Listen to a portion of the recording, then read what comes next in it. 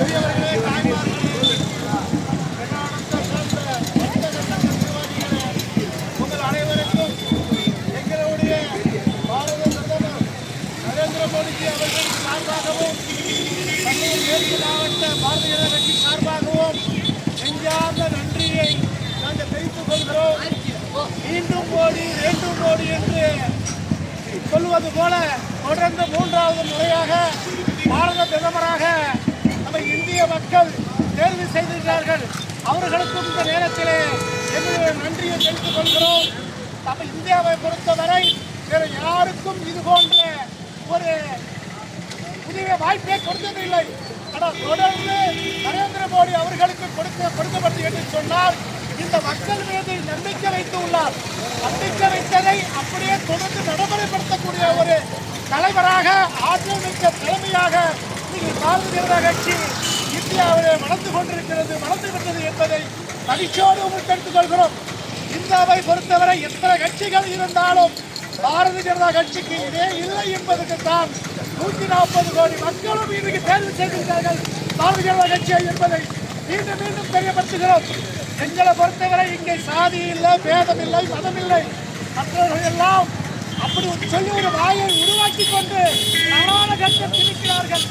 இந்த பொய் என்பதற்கு உதாரணம் தான் 3வது முறையாக இந்தியாவிலே பாரத பிரதமர்கள் இன்றைக்கு பதவியேற்க உள்ளார் என்பதை மகிழ்ச்சியோடு தெரிவித்துக் கொள்கிறோம்.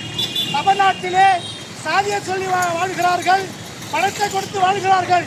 இது போன்ற தவறான செயல்கள் எல்லாம் மற்ற மாநிலங்களே கிடையாது. 28 மாநிலங்கள் இருக்கிறது. தமிழ்நாடு மாதிரி ஒரு கேவலமான மாநிலத்தை நீங்க பார்க்க முடியாது. இங்கதான் சாதியை சொல்லி ஓட்டு கேட்கிறார்கள், பணத்தை கொடுத்து ஓட்டு கேட்கிறார்கள்.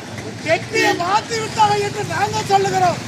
ஏற்கனவே சொன்னார்கள், எலெக்ஷன் முடிந்த பிறகு நரேந்திர மோடி அவர்கள் வெற்றியை மாற்றிவிட்டார், இங்கே ஓட்டு போட்டால் அங்கே தாவரையில ஓட்டு போடுகிறார்கள் என்றெல்லாம் பொய் பிரச்சாரம் செய்தார்கள்.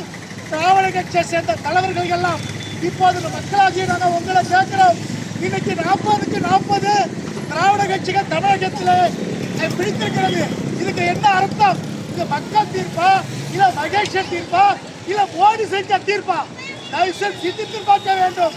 காரணம், தமிழ்நாட்டை பொறுத்தவரை திராவிட கட்சிகள் எல்லாம் கவர்ச்சியான பிரச்சனைகளையும் கவர்ச்சியான திட்டங்களையும் சொல்லி தேவையில்லாத குழைப்பி அவர்கள் குளிர் காய்ந்து கொண்டு நம்மளை எல்லாம் பிரித்து மேய்ந்து கொண்டிருக்கிறார்கள். தயவு செய்து நீங்களும் மக்களாக புரிந்து கொள்ள வேண்டும்.